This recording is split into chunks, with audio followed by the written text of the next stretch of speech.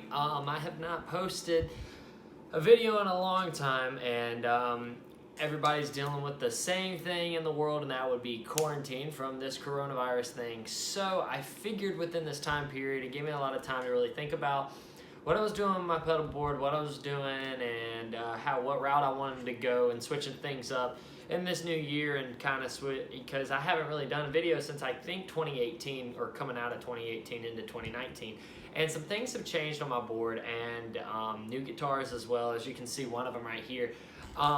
So let's just go ahead and just get down to the nitty gritty. As you can see, you got new guitars. Everybody remembers I was playing a Gretsch and I had a Les Paul. I still have those guitars. I play them pretty frequently, just not as much as I do play the Telecasters. I say Telecasters because now I have two, but this is the first one. This is a one of the American series that Fender does now. I wanted to try out one of the new ones. They sound really good. I will say there are some things that I don't like about it. I don't like the tuning machines and the post in these, and then the pickups I'm not a big fan of as well.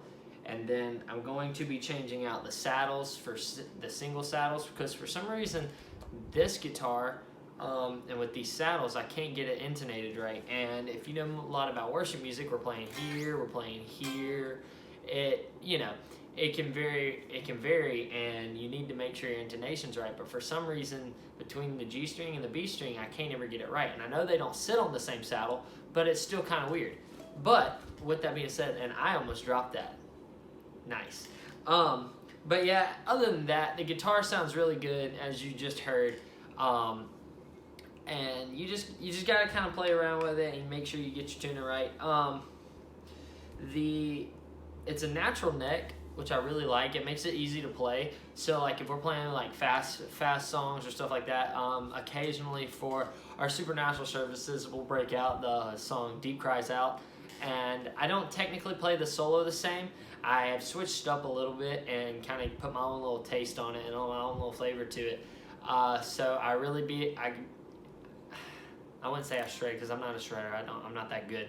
But I do kind of play like some fast licks and stuff like that. So I do like having the uncoated neck. It's pretty good. So yeah, and like every Telecaster, the daggum piece breaks off. And if you're a guy like me, I hit that garbage. So it was just bound to break. I got to figure out something to do, because I have busted my pinky a couple times on both my Telecasters with the switch, just being plain out metal now. So the tone control is very fluid. I mean, you back it off just a little bit and you can already start to tell the difference. I know some guitars, like, you have to put a lot of drastic pull on it for it to start making a difference. So yeah, the other guitar, my other Telecaster, is it's a Mexican-made Telecaster, but it's a little bit different. So it's got a beautiful strap on it. It's black. My friend had asked me if I was in search of a guitar, and I was. And man, this thing. So this is probably my primary guitar that I play most of the time. It's a little bit shorter scale than the penny copper one. Let me get this thing tuned up real quick.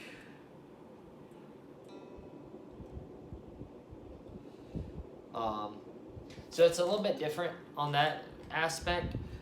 It has an unfinished back and neck as well. It is glossed inside the frets. Not a big fan of that, but it don't really affect the playability to my ear and to my feel. To some others, maybe, it may affect you. So it has Fender, of course, post and tuning machines. It's the through machine or post. I wish that the penny one was as well. But this one has alpha pots, Emerson switch. Now the saddles on this one are, the original classic style saddles. But I don't have an issue with the intonation in this guitar. So that's where one thing I was a little confused about. If you play teles and you really know how to nail that, please let me know, because I've been really on this telly and single coil kick lately. So yeah, and the pickups in this one are the Veritas. I can't remember what they call them. Veritas makes pickups called Pioneer pickups. It's just a little side company, I think. But these are they're what they put the Texas Miracles. So the Longhorns, that's what they're called, the Longhorn pickups. And these things, so they hit a little bit harder than the Yosemite's and that, but they still sound so good, man. With some reverb and delay on it. I'll just play that same riff.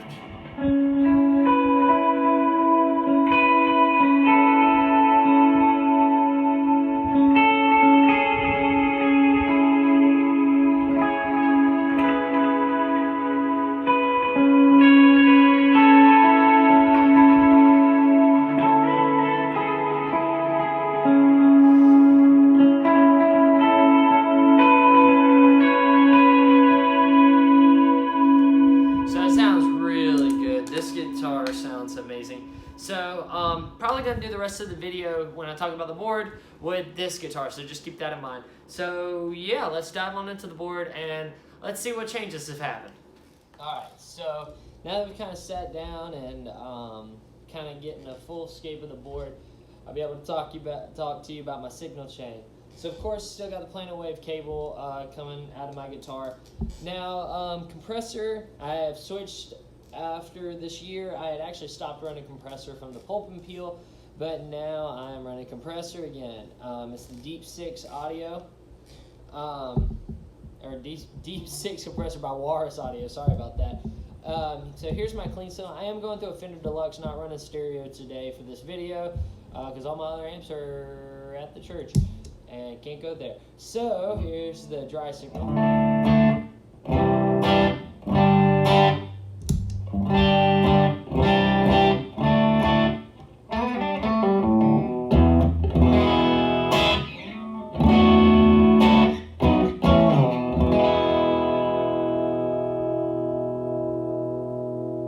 So the sustain in it is amazing. I keep the sustain in the attack no matter what guitar I play, and then just depending on what's going on, I'll adjust the blend knob with my foot. So yeah, it really tames down all the aggressive overtones that you get. The piercing, you can hear that piercing high end. And I even got my tone knob rolled off pretty good. So with that, take some of that shrill out, especially like to my ear. So I really love it, and I love the sustain of it. So that pedal stays on. After that, we go into the Pog 2 again. Just real quick, some of my settings have changed, but not too drastic. So we'll go through patch 1. Patch 1 is an octave higher with the dry signal cut out. Of course, for Glory to Glory still, because I still don't have a whammy pedal, or the whole pitchfork idea that David Hislop is running now. So we still play Glory to Glory. So if I'm that, and then when I engage it. So yeah, I literally only use it for that riff, because when you hit the, I just slide on the neck because the little, it sounds better that way. So, patch number 2 is my dry signal and a higher octave. You won't be able to really hear it maybe on the video.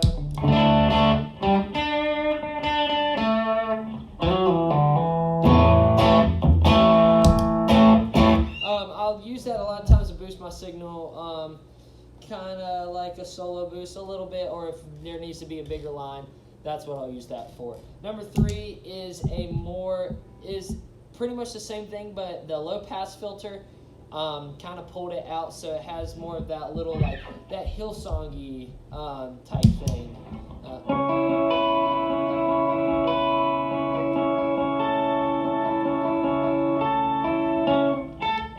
So it has like that little finicky thing, but a lot of Hillsong songs have that kind of feel. So that's why I have that one in there. And then patch number 4 is the classic Pog tone.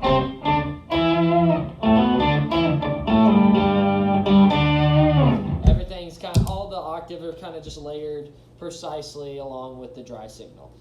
Out of that, I go into the steel string. Now, my drive section is what I've been really trying to nail this whole time and these whole couple months and through the fat past year.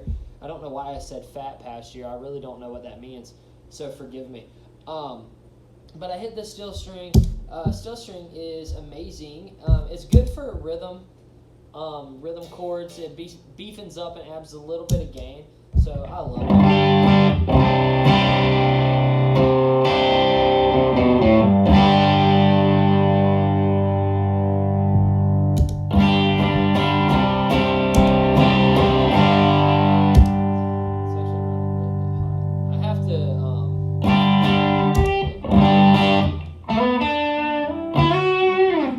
Of course, with the steel string, everybody knows the steel string singer, so I might as well just hit the riff.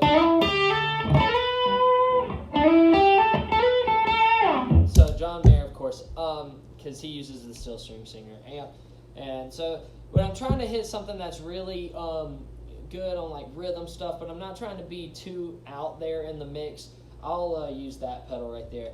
So second, now my main drive, of course, everybody knows I have the kill. I love this pedal.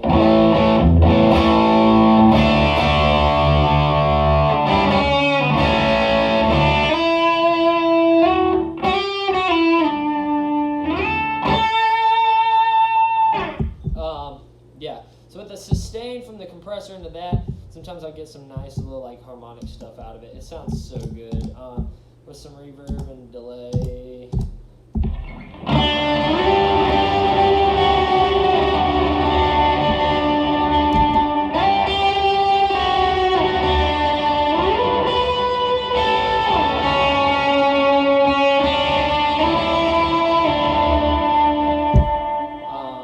Yeah, and of course, use this on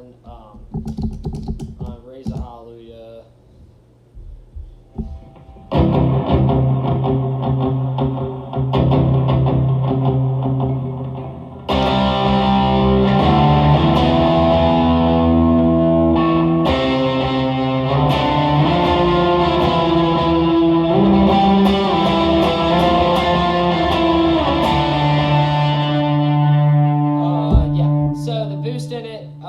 Is really just for if I bust into some kind of lead line or something like that. So,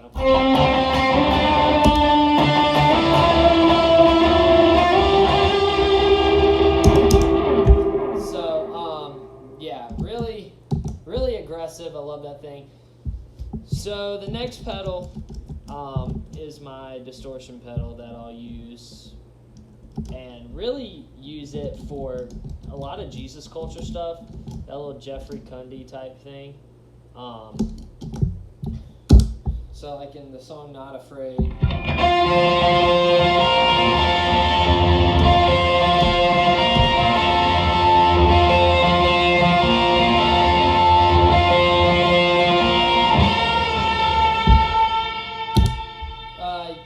Yeah, so it's really handling everything I need, because if I'm using this and I need to be boosted a little bit, I just use the boost off of this.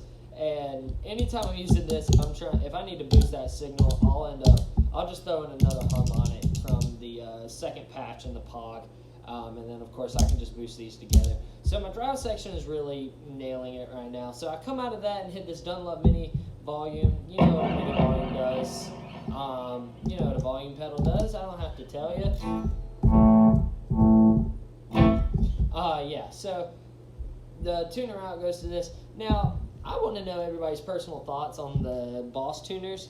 I happened to be tuning the other day, and my phone was set up with the chromatic tuner. I accidentally had it open, and this chromatic tuner right here, this TU3, said that I was in tune, but the tuning app on my phone, I noticed, it caught me out of the corner of my eye, said I wasn't.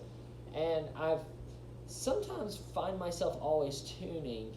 So I don't know if this is actually my issue. So I might just have to grab another tuner or something to just find out. I can't use my Polytune because Polytune, for some reason, they have so many issues. Like, my Polytune randomly will just shut off. And then I'll have to, like, unplug it and plug it back in. It's so dumb. Of course, then Timeline and the Big Sky. These guys are amazing. I have a little I usually mostly use dotted eights. I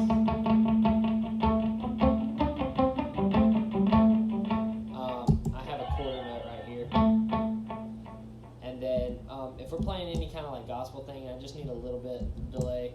I'll use this little low frequency. It's barely there, but it does give some size to what you're doing. And then I have certain patches that I need for certain songs, like this one with Glorious Day.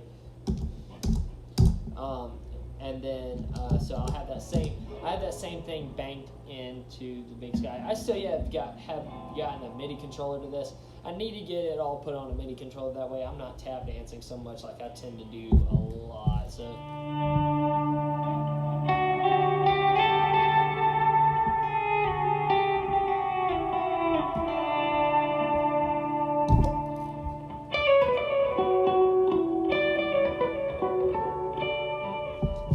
yeah, but that's a look at the board, and that's where everything's going right now. Amps have kind of just gone through. When I play at church, I'm playing through a Fender Deluxe and a Box AC15, and then sometimes I'll switch the box out for my VHT depending on the set and how I want it to sound. So yeah, thanks for watching. Make sure to hit the like and subscribe button. I appreciate all of y'all, and yeah, we'll see you next time. Later.